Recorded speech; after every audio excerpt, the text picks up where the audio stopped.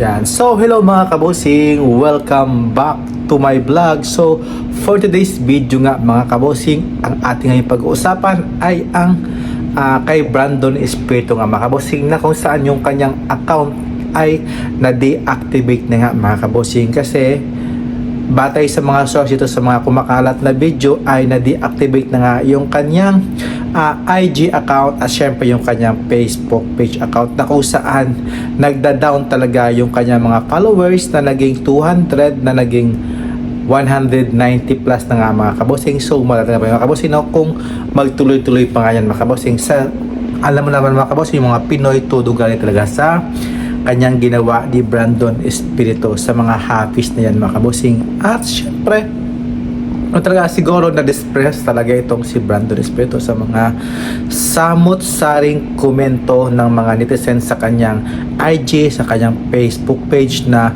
mga bashing talaga yung nababasa niya talaga. Kaya siguro na-depress siya, kaya i-deactivate niya na lang yung kanyang account, kasi kaysa mabasa niya yung mga comment ng mga iba't ibang Pilipino na gano'n, na umuwi ka na ng bansa mo, hindi ka dito welcome, kailangan ka ng iban dito gano'n.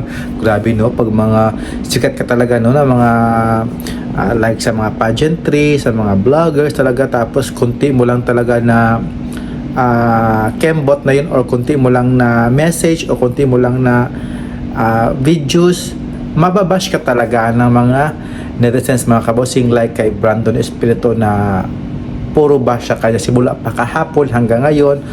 Grabe, pati yung mga vlogger na din nagbabash na din kasi sa kanyang ginawang sadong karumal-dumal na krimen. Krimen ba yun guys na tinatawag na ngayon? Hindi naman krimen na, kasi siguro hindi lang niya naisip na maayos kung tama ba itong gagawin niya, yung kanyang pag-post dito sa social media account.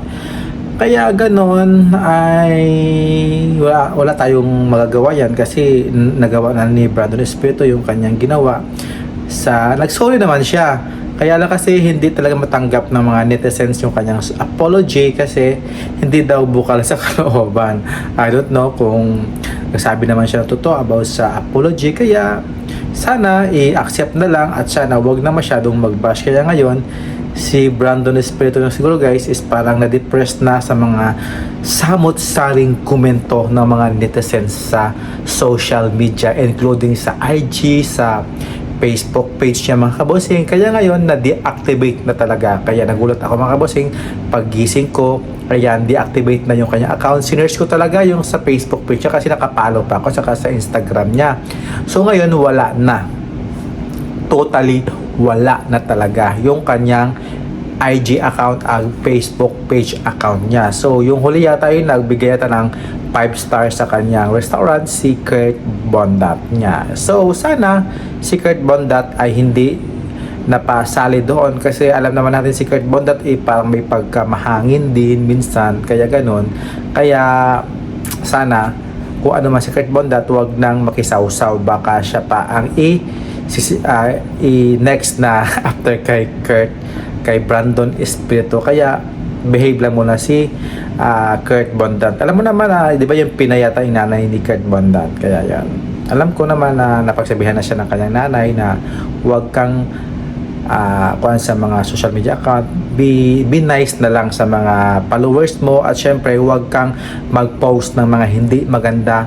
At syempre sikat ka na, at syempre tayo ng followers, dami talaga nakakabantay sa iyo when it comes sa pag-post mo na hindi lang okay. Syempre tulo ba siya talaga dyan ng mga netizens, diba? Kaya yun, sa mga sikat dyan, ako naman kasi hindi pa ako sikat, kaya okay lang sa akin na mabash, kasi hindi naman ako maraming followers. Kaya pag magsikat na ako, malay mo mag-behave na din ako, no? Tsaka dami ko na ding mga negative comments na natatanggap sa mga ganyang bagay na yan. Kaya kay Brother Espiritu at saka kay Jeter Palomo, wag na kayong mag-comment masyado ng mga nakakakuan sa buong Pilipino ba, kasi yung post ko kasi happy, tapos lahat ng talaga naapektuhan lahat ng mga Pilipino, na mga pure Filipino, mga native talaga, yun talaga naapektuhan.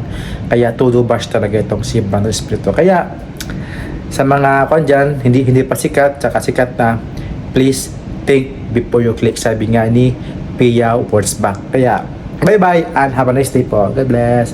Mwah.